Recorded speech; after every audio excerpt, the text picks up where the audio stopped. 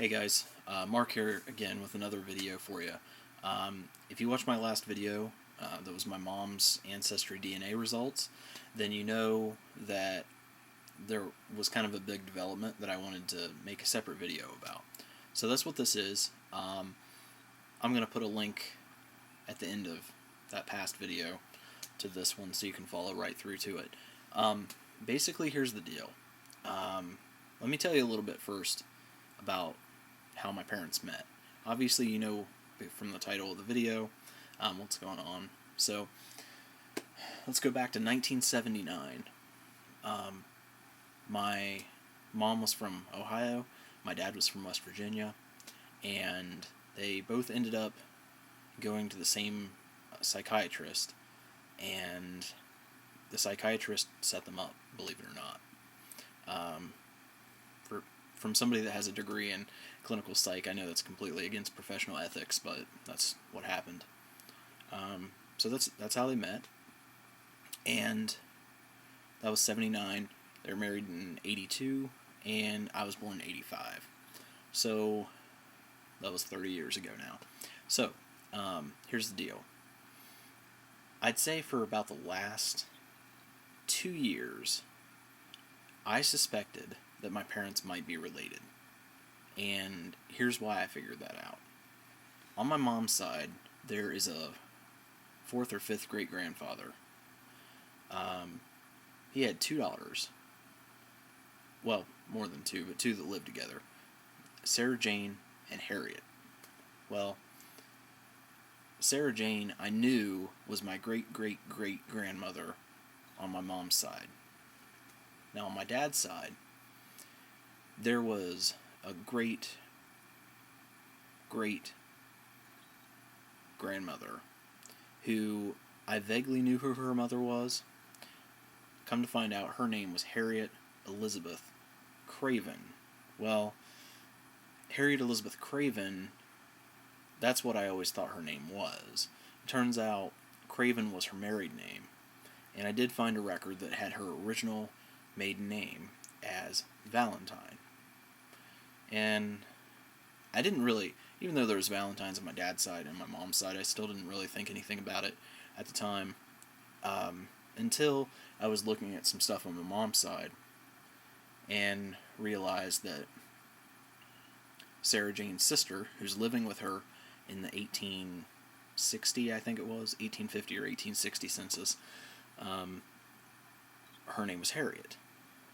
So I matched it up with the record on my dad's side, and the only thing I really had to go on was that Harriet Valentine was born around 1845. The Harriet Valentine, who was sister to Sarah Jane, also born around 1845. Harriet's marriage record says she was born in Ritchie County.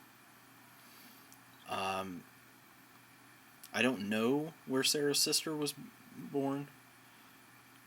Most likely Barber County, which is on the other side of the state, where Sarah Jane was born 5 years earlier. But they were living in Ritchie County in 1860. So it's understandable that they would just put she's from Ritchie County. So anyway, it was all circumstantial evidence. It was just a guess, really. That leads me to about a year ago, September of 2014, I got my Ancestry DNA results. Somebody in the comments on that video, they put in there to upload my findings to GEDmatch, which honestly, as much as I know about genetics and genealogy, GEDmatch is like way too complicated for me. But there's one test that's really easy to run on there, and it's called Are Your Parents Related? So I ran that test on myself, and it comes back that my parents are related within 7 generations. And it shows each chromosome, and it shows where your shared DNA is. So my shared DNA segment is 7.5 centimorgans long, and it's on my 6th chromosome. So at that point, I knew that my parents were related somehow, but I really had no idea how. The Valentine thing was just kind of a guess, but it could have been anywhere. Well, turns out, more than a year after I got those results, I had my mom tested and got her results. And this is where it pretty much became official. Even though there's no records to back it up, because basically I can find hardly any record of Harriet existing, or actually any record of her first husband, I do know through my DNA matches on Ancestry that we'll say DC, who is the grandfather of a cousin that I actually know. He's my cousin match on my dad's side, but he shows up as a cousin match to my mom. So we know now for a fact that what we thought was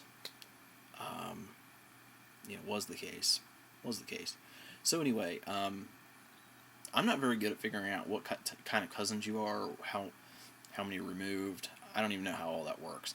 I just put it all into Ancestry, and I hit the relationship calculator and let it figure it out.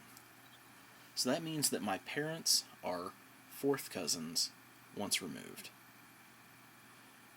which makes me my own fifth cousin. So, a little weird, definitely. I should say I live in West Virginia, so I guess I probably shouldn't be that surprised. And there's probably a lot more people that know about this and, are in the same situation that wouldn't admit to it. It doesn't really bother me that much. The only, kind of weirds my mom out, really. She don't want to hear about it. But, for me it's more of like a medical thing of like, like so far I've turned out okay, is there going to be something wrong with me down the road? Chromosome 6, I looked it up on Wikipedia and what it controls, and the only thing I really recognized on there was Parkinson's. So, I might have an increased risk of that if both parents were, a carrier or had a history of that, which I don't think either of them did. But yeah, definitely, isn't, makes you feel a little uneasy. Definitely not something you go out and tell somebody on a first date or something like that. But then again, if you tell them from West Virginia, they probably assume that anyway.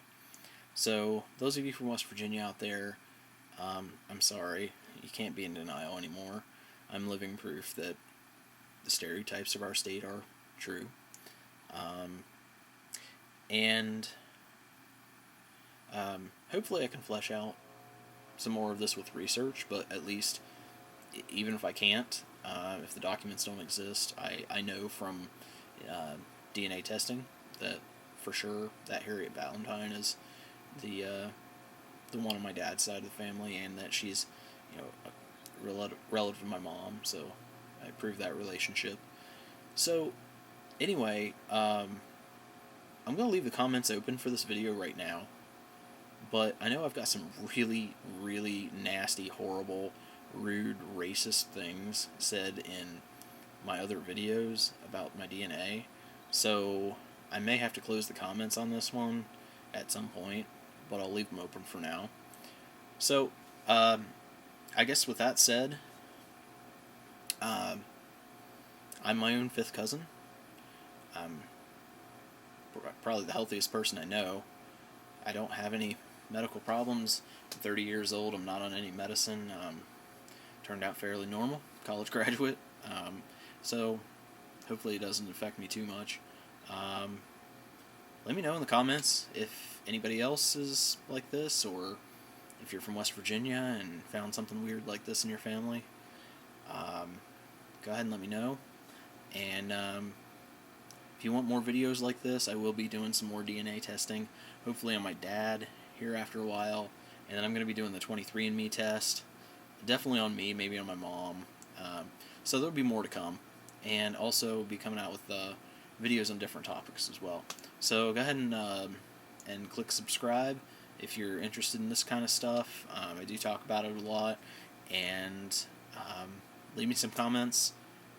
Be nice, and I'll see you guys later.